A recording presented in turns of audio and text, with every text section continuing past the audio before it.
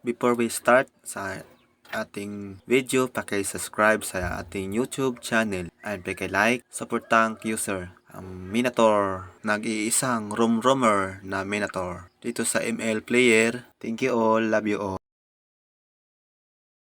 What's up guys, nandito na naman si supportang user.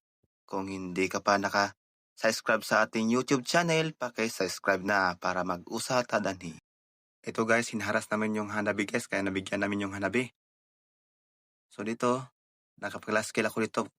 Kaso madali silang naka-reinforce mga kalaban natin. Mabilis sila maka-respo sa kanyang mga kakampi. Kaya kita tayo ang nabigyan ng nalanganin dito. Kaya yung sun, titingnan nyo yung kaya ako, muntik na akong umuwi na sana ako, kaso hindi ako umuwi. Dito, nag-turtle kami.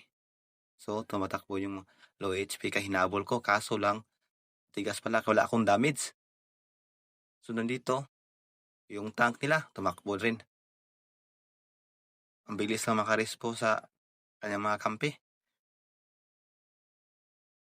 Naka-ulti ako dito. Kaso dito na nag-ulti rin yung kailang tank. Kaya di na kami store, kaya nadali tuloy ako. So, nandito, yung mid lane, binigyan ko, kaya naka-KS tayo ng isa. Sabay tumban yung kanilang turi. So, dito naghahanap ako ng chimpo kung saan ako pupunta. Nakita namin ng turi. Tapos nandito yung kalaban, kaya medyo nakapabor kami dito. So, dito may ikot ako. Kaya kinukuha na namin yung Lord. Naglo-Lord pala yung mga kampi ko. Tapos tumating yung si Boy Paak. Nandito ang bilis lang makarespo kaya ako tuloy nabigyan. So nakuha nilang Lord. So dito nagdepensa na lang kami dito. Binigyan. Kaso ang bilis talaga anong kalaban namin, no? Kaso kami tuloy na medyo alanganin. Kaya nabigyan natin yung tank kasi maharas. Nandito yung Nana. Ang hirap talaga yung Nana pag maka-ulti. Ang dali tuloy. So dito medyo alanganin kami dito. Magaling sana yung MM namin. Pero ang mga kasama ko lang yung hindi masyado magaling. Kaya medyo nalanganin kami dito. Yung core namin at saka mage, walang mabitaw talaga. Abot pa yung XP lane, nga sila po.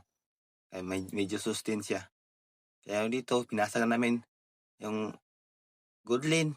Para akala namin nga makapasag namin ng isang turi. Kaso nandito yung kalaban na, bating na sila. Todo depensa sila, kaya napaatras kami. Paatras na kami, kaso hindi kami umuwi. So nandito, naultihan kami ni Nana. Dumating na yung core nila. Kaso nabigyan tuloy ako. Dito halos naubos ng turi namin. Kaya depensa lang kami dito. May depensa sa amin sa turi namin. Kaso nabigyan yung kakampi namin kaya paatras kami dalawa. Ang natitira namin yung maze na lang na dito na naghihintay ng depensa ng turi namin. Kaso mudyang alanganin talaga kami. Kaya anong nangyari? Natalo tuloy kami. So shout out guys sa aming kakampi. Saka yung kalaban namin, good luck, panalo kayo.